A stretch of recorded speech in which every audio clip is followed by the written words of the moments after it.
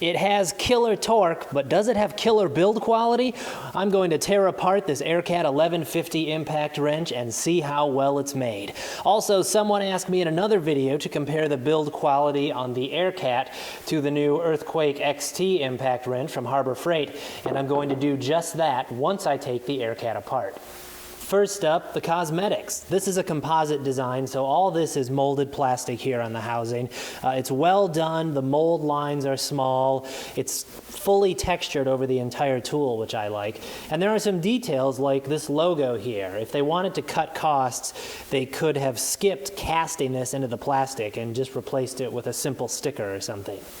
Also, it has this rubber grip on the back of the handle. I don't know exactly what type of material they used on this, but it's held up well. This is a well-used tool. This has been soaked in oil, and the grip has not deteriorated.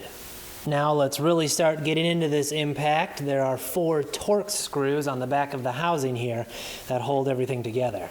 Now that we have all the screws out, we should be able to pull off the hammer case here. That has the hammer mechanism in it. We'll look at that in just a few minutes.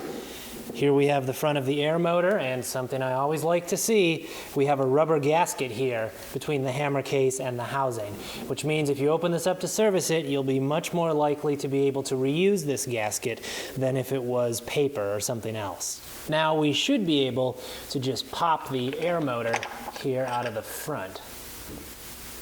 Well, here's part of it. We got the rotor and the front air motor plate.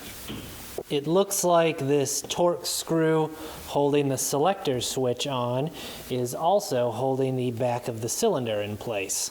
The cylinder for the air motor is starting to come out. It just needed a little push there through the back. This is the back of the air motor. This is where the selector switch engages. We have a washer here on the very back. Then we have, I'm not in love with this, a paper gasket.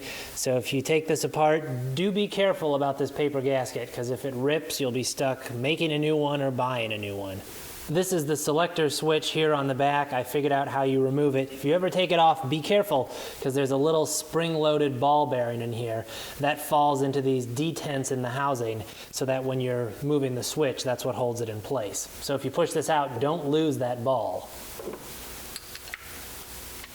There's the selector switch coming out and the little ball bearing I was talking about. Now that we're starting to get this apart, I'm seeing some details I like here. This is the air motor cylinder. It's cast aluminum.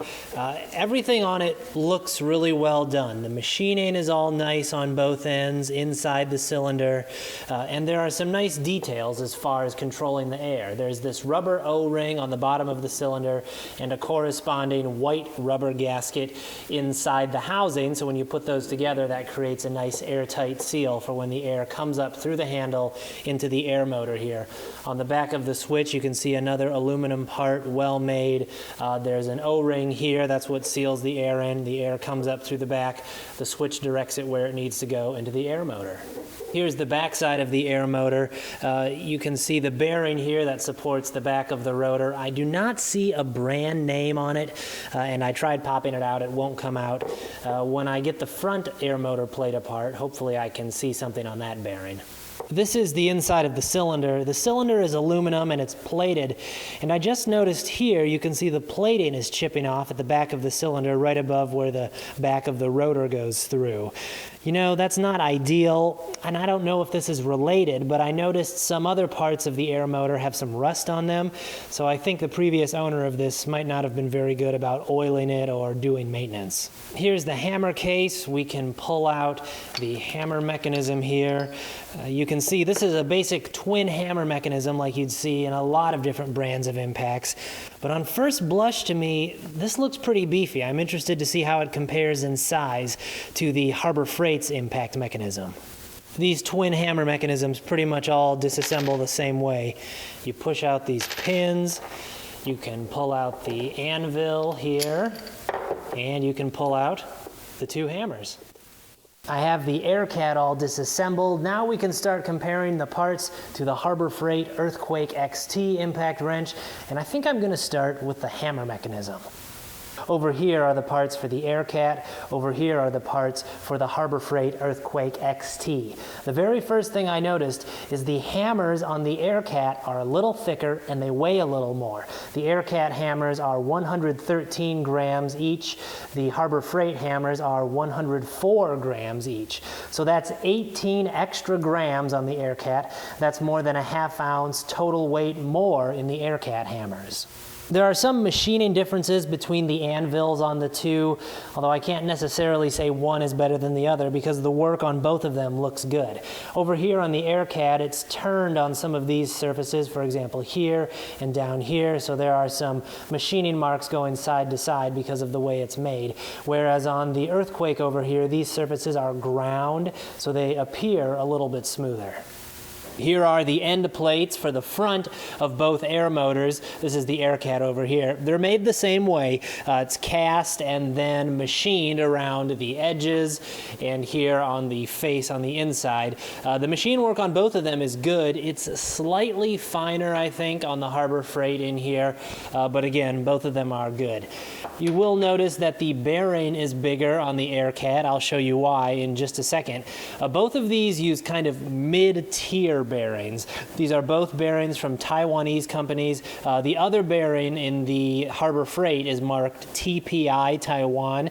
I'm assuming this one is as well on the other side. TPI is a pretty well-known bearing maker in Taiwan.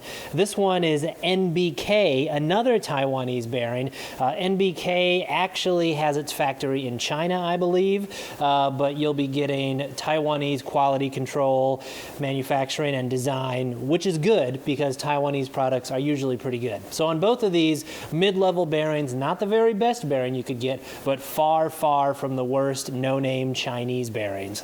Here are the air motor cylinders out of the two. This is the Aircat over here. They're both well made. The machine work on both of them is good. You'll notice the Aircat looks a little different, and that's because they're both cast either aluminum or magnesium. I'm guessing aluminum. But then the Aircat has a coating applied, so you can see the finish is a little different, a little duller, and that's because of the coating it has. Again, both of them appear well made, but the Aircat just looks like there's a little more design and detail work put into it, and just a little bit more to the manufacturing of it. Here are the rotors out of the two. This is the Aircat over here. The Harbor Freight rotor appears to be pressed into the bearing, and I don't want to mess with taking it out, but I did measure it. The Harbor Freight measures 38 millimeters tall here on the wide part, whereas the Aircat is 45 millimeters. So the Aircat is a longer rotor. They're both about the same diameter, but here's a sizable difference. Check out how much extra meat there is in the shaft on the Aircat. They really beefed this up. And overall, I would say the finish on the rotor is a little bit nicer on the Aircat. You can see here some rust spots. I suspect the previous owner of this was not very good about oiling and maintaining this. Another detail I noticed is the air motor vane is plastic on the Aircat. That's something I've seen a couple times on higher end impacts, whereas it's phenolic resin on the Harbor Freight. Phenolic resin is a common material you'll find on kind of mid-priced and some low-end impacts, but for some reason some high-end impacts use plastic for the air motor vanes. You know, if anyone has any of the reasons why, I'd be interested in hearing. I don't know if it's because they can make more complex shapes or if it's just a longer lasting material in this application. If you know, let me know. Another detail, notice that the air motor vanes are bigger on the Aircat. So the Aircat just has a larger rotor, bigger air motor vanes, and that's really what's going to give you the power out of the Aircat. It's just more surface area for the compressed air to push against. I also wanted to do a quick hardness test on some parts. Here we have something that's either not hardened or not hardened very well. This is the air motor cylinder out of a cheap $20 Harbor Freight impact. And if you take a file, it just bites right into that metal. I should also note, this is steel. This is not aluminum like the cylinders on these. This is steel, so it's a much closer comparison to the rotors on both of these. Then we take a look at the rotor for the Aircat, and it's clearly hardened because the file just skips across this. It doesn't dig in like it did on that air motor cylinder. Same deal with the Harbor Freight. This is clearly hardened. You know, this is an unscientific test. I don't see any obvious major differences in the hardening between the two. It feels like the file might bite a little bit more into the Harbor Freight here, but this is unscientific, so I'm not going to say one is significantly hardened more or less than the other. So now that we've taken both of these apart, what have we learned? Well, the Earthquake is definitely not bad. It is well made. But the Aircat is kind of a cut above in some ways, in my opinion. It has plastic air motor vanes. It has some design and machine work in the motor itself that's a little more advanced. And the Aircat is definitely beefed up in some areas compared to the Earthquake, specifically the rotor shaft in the air motor and the hammer mechanism. The Aircat is more expensive, but you can kind of see where that money goes in material, design, and construction. The Aircat also has a 2-year warranty from the factory versus 90 days on the Harbor Freight, but you can buy an extended warranty on the Harbor Freight Impact. To me, the extra money for the Aircat, is probably worth it, but neither of these is a bad choice. I will say I'm not happy to see some of the finish chipping inside the air motor on the Aircat, but I can't say at this point if that would really affect the performance or the long-term durability. And on both of these, they have some paper gaskets in the air motor that ideally I would like to see replaced with a slightly better material. Have any questions or comments? Well, post them below. Also, let me know if there are any tool teardowns you'd like to see. Please hit the like button and be sure to subscribe so you can see my new videos. Thanks for watching.